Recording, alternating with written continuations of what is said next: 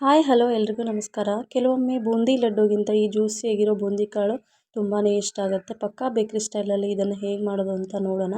ಮೊದಲಿಗೆ ನಾನಿಲ್ಲಿ 1 ಕಪ್ ಆಗೋಷ್ಟು ಕಡಲೆ ಹಿಟ್ಟನ್ನು ತೊಗೊಂಡಿದ್ದೀನಿ, ಬೇಸನ್ ಹಿಟ್ಟು.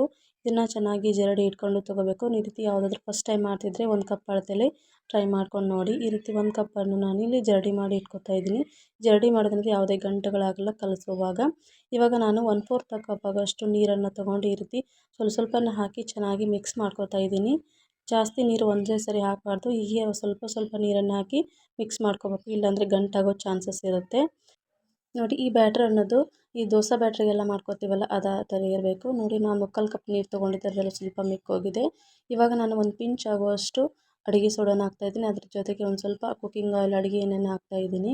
ಇದು ಚೆನ್ನಾಗಿ ಮಿಕ್ಸ್ ಮಾಡಿಕೊಂಡು ಸೈಡಲ್ಲಿ ಎತ್ತಿಟ್ಕೊಂಡಿದ್ದೀನಿ. ಇವಾಗ ಸಕ್ಕರೆನ ಕರಗಿಸಿ ಪಾಕ ಮಾಡ್ಕೊತಾ ಇದ್ದೀನಿ. ಈ ಪಾಕ ಮಾಡ್ಕೊಳ್ಳೋದಕ್ಕೆ ನಾನು 1.5 ಕಪ್ ಆಗೋಷ್ಟು ಸಕ್ಕರೆನ ತೊಗೊಂಡಿದ್ದೀನಿ, 1 ಕಪ್ ಆಗೋಷ್ಟು ನೀರನ್ನು ತೊಗೊಂಡಿದ್ದೀನಿ. ಈ ರೀತಿ ಏಲಕ್ಕಿನ ಸಿಪ್ಪೆ ಜೊತೆಗೇ ಸ್ವಲ್ಪ ಕುಟ್ಟಿ ಹಾಕ್ತಾಯಿದ್ದೀನಿ. ಅದ್ರ ಜೊತೆಗೆ ಕೇಸರಿ ದಳನ ಹಾಕ್ತಾಯಿದ್ದೀನಿ, ಕಲರ್ ಸ್ವಲ್ಪ ಚೆನ್ನಾಗಿ ಬರಲಿ ಅಂತ.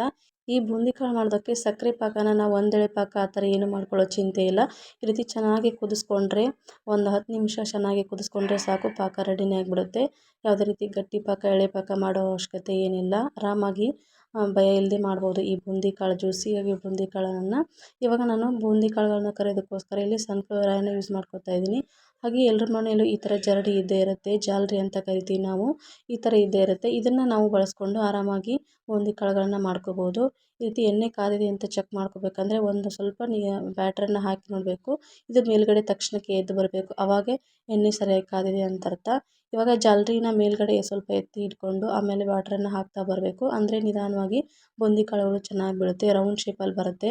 ಎಣ್ಣೆ ಏನಾದರೂ ಕಾಯ್ದಿಲ್ಲ ಅಂದರೆ ಚಪ್ಪಟೆ ಆಗಿಬಿಡುತ್ತೆ, ಆಮೇಲೆ ಬೂಂದಿ ಕಾಳುಗಳು ಸರಿಯಾಗಿ ಬರೋದಿಲ್ಲ. ಇದು ಸ್ವಲ್ಪ ಹೈಟಲ್ಲೇ ನಾವು ಜಾಲರಿನ ಇಟ್ಕೊಂಡು ಮೇಲ್ಗಡೆಯಿಂದ ಬ್ಯಾಟ್ರನ್ನ ಹಾಕಬೇಕು. ಅಂದ್ರೆ ತುಂಬ ಚೆನ್ನಾಗಿರುವಂಥ ಬೂಂದಿ ಕಾಳುಗಳಲ್ಲೂ ನೀಟಾಗಿ ಎಣ್ಣೆಯಲ್ಲಿ ಬೀಳುತ್ತೆ.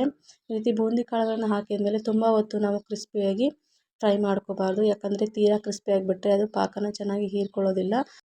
ನೋಡ್ತಾ ಇರ್ಬೋದು ಎಷ್ಟು ಚೆನ್ನಾಗಿ ಬೂಂದಿ ಕಾಳಿಗೆ ಬಂದಿದೆ ಅಂತ. ಫಸ್ಟ್ ಟೈಮ್ ಮಾಡೋರು ಕೂಡ ಸ್ವಲ್ಪ ಚೆನ್ನಾಗಿರೋ ಟಿಪ್ಸನ್ನು ಫಾಲೋ ಮಾಡಿದ್ರೆ ಪರ್ಫೆಕ್ಟ್ ಆಗಿರೋ ಬೂಂದಿ ಕಾಳನ್ನು ನಾವು ಕೂಡ ಮನೆಯಲ್ಲೇ ಮಾಡ್ಕೋಬೋದು. ಖಂಡಿತ ಒಂದ್ಸರಿ ಟ್ರೈ ಮಾಡಿ ನೋಡಿ, ತುಂಬಾ ಚೆನ್ನಾಗಿ ಬರುತ್ತೆ. ನೋಡಿ, ಆಲ್ರೆಡಿ ಬಬಲ್ಸ್ ಎಲ್ಲ ಕಡಿಮೆ ಆಗಿದೆ. ಇವಾಗ ಬೂಂದಿ ಕಾಳು ಕೂಡ ರೆಡಿಯಾಗಿದೆ. ಇವಾಗ ನಾನು ಎಲ್ಲನೂ ಎತ್ತಿಟ್ಕೊಳ್ತಾ ಇದ್ದೀನಿ. ಈ ಬೂಂದಿ ಕಾಳುಗಳನ್ನ ಮಾಡಿದ ತಕ್ಷಣ ನಾವೇನು ಪಾಕ ಮಾಡಿ ಇಟ್ಕೊಂಡಿರ್ತೀವಲ್ಲ ಅದರಲ್ಲಿ ಹಾಕ್ಬಿಡ್ಬೇಕು.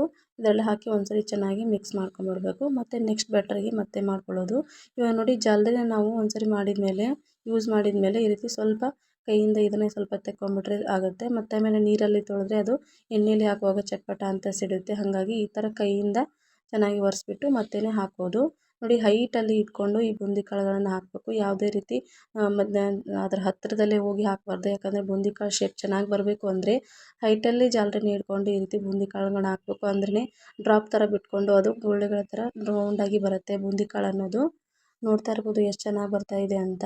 ಇದೇ ರೀತಿ ನಾವು ಎಲ್ಲ ಬ್ಯಾಟರ್ಗಳನ್ನು ಹಾಕ್ಕೊಂಡು ಈ ಥರ ಬೂಂದಿಗಳನ್ನು ಮಾಡ್ಕೊಂಡಿದ್ದೀನಿ. ಈ ಬೂಂದಿ ಕಾಳು ಮಾಡ್ಕೊಂಡಿದ ತಕ್ಷಣ ಮತ್ತೆ ನಾನು ಪಾಕದಲ್ಲಿ ಸೇರಿಸ್ಕೊಂಡು ಮತ್ತೆ ಮಿಕ್ಸ್ ಮಾಡ್ಕೊಳ್ಳೋದು. ಇದೇ ರೀತಿ ನಾವು 1 ಕಪ್ಪಲ್ಲಿ ಎಷ್ಟೆಲ್ಲ ಬೂಂದಿ ಮಾಡ್ಬೋದು ನೋಡಿ. ಈ ರೀತಿ ಚೆನ್ನಾಗಿ ಆದಮೇಲೆ ಬೂಂದಿ ಕಾಳುಗಳನ್ನ ಮತ್ತೆ ಪಾಕದಲ್ಲಿ ಸೇರಿಸ್ಕೊಂಡು ಮಿಕ್ಸ್ ಮಾಡಿಕೊಂಡು ಎತ್ತಿಟ್ಕೊಂಡ್ಬಿಡೋದು. ಇದನ್ನು ಒಂದು 10ರಿಂದ 15 ನಿಮಿಷ ಇಟ್ಟರೆ ಸಾಕಾಗುತ್ತೆ. ಪರ್ಫೆಕ್ಟಾಗಿರುವಂಥ ಜ್ಯೂಸಿಯಾಗಿರುವಂಥ ಬಿಡಿಯಾಗಿರುವ ಬೂಂದಿ ಕಾಳುಗಳು ರೆಡಿನೇ ಆಗಿಬಿಡುತ್ತೆ. ಇದನ್ನು ಒಂದಿನ ಮಾಡಿ ನೆಕ್ಸ್ಟ್ ದಿನ ತಿನ್ನಬೇಕು ಅಂದ್ರೆ ಚೆನ್ನಾಗಿ ಪಾಕ ಎಲ್ಲ ಹೀರ್ಕೊಂಡು ಬಿಡಿಯಾಗಿರುತ್ತೆ ಬೂಂದಿ ಕಾಳುಗಳದ್ದು. ನಾನು ಗಾರ್ನಿಷಿಗೋಸ್ಕರ ಸ್ವಲ್ಪ ಮಸ್ಕಲನ್ ಬೀಜನ ಹಾಕ್ತಾಯಿದ್ದೀನಿ. ಅದ್ರ ಜೊತೆಗೆ ಒಂದು ಸ್ವಲ್ಪ ಏಲಕ್ಕಿನ ಸಿಪ್ಪೆ ಏನು ಹಾಕ್ಕೊಂಡಿದ್ವಲ್ಲ ಅದನ್ನು ಸೇರಿಸ್ತಾ ಇದ್ದೀನಿ, ಸ್ವಲ್ಪ ಕಲರ್ಗೆ ಗಾರ್ನಿಷಿಗೆ ಚೆನ್ನಾಗಿ ಕಾಣಲಿ ಅಂತ ಅಷ್ಟೇ.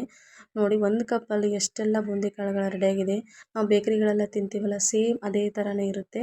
ಖಂಡಿತ ಒಂದ್ಸರಿ ಟ್ರೈ ಮಾಡಿ ನೋಡಿ. ಇದನ್ನು ಆರಾಮವಾಗಿ ನಾವು ಇಟ್ಕೊಂಡು ತಿನ್ಬೋದು, ಏನೂ ಹಾಳಾಗೋದಿಲ್ಲ. ಬೂಂದಿ ಲಡ್ಡು ತಿನ್ನೋರು ಅಷ್ಟು ಇಷ್ಟಪಡ್ತಾರೋ, ಬೂಂದಿ ಕಾಳುಗಳನ್ನು ತಿನ್ನೋಕ್ಕೂ ಕೂಡ ಅಷ್ಟೇ ಇಷ್ಟನೇ ಪಡ್ತಾರೆ. ತುಂಬಾ ಚೆನ್ನಾಗಿರುತ್ತೆ. Thank you for watching.